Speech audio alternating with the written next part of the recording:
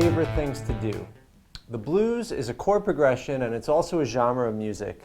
And people all over the world, all over the country, all different ages, all different backgrounds know this chord progression. I've gone to a lot of jam sessions, which is where you get together to play music unrehearsed, unplanned for, with strangers often, and pretty much every single time someone has said, let's play the blues, and they'll call a key. Maybe they want to play the A blues, the E blues, the D blues. Right now we're going to talk about the A blues. And the thing is, the blues follows a structure that is best understood if we give each chord a number. So check this out. We're in the key of A. All that means is that the home chord is A. So let's call A number 1. And let's count up the alphabet to E.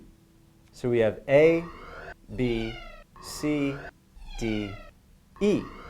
Let's give those numbers. 1, 2, 3, 4, 5. Now, we're talking about A, D, and E. So what are the numbers? 1 for A. How about for D? 4. And how about for E? 5. So the blues uses the 1 chord, the 4 chord, and the 5 chord. Let's check out the chord progression. It goes 1 chord for 1 measure, 4 chord for 1 measure, back to the 1 chord for 2 measures. Now this is a 12-bar pattern.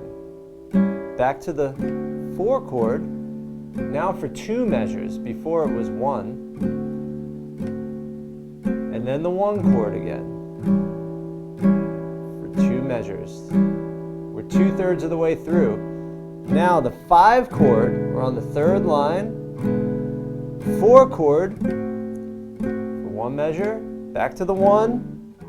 And now we have what we call a turnaround on the 5 chord. Brings us back home. 1 chord. 4 chord.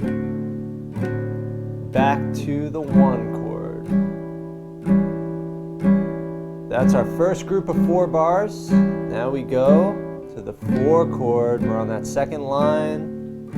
Another 4 chord. Back to the 1 chord.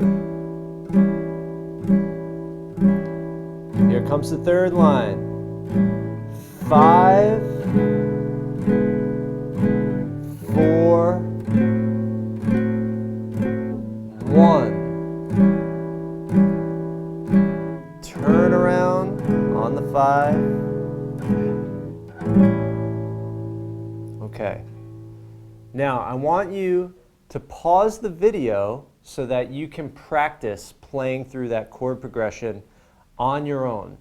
Even if you just play 1, 2, 3, 4.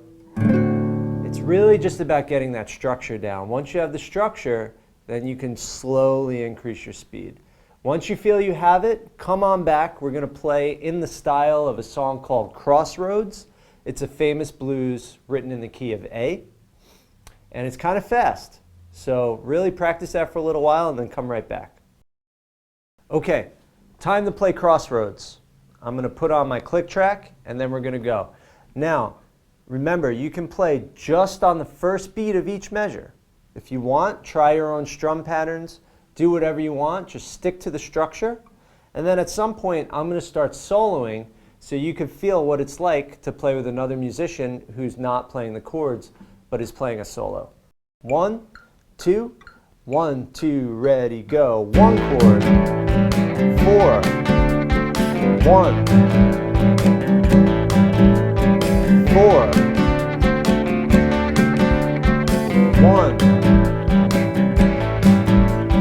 5, 4, 1, 5.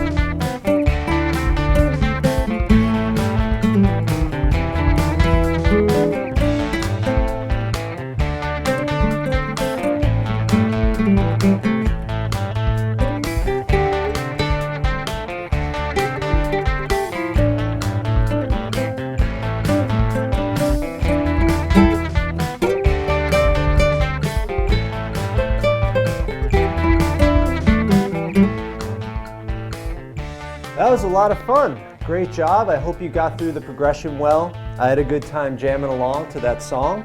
If you want to keep practicing this to that song, go to the next video, which is a play-along video for Crossroads.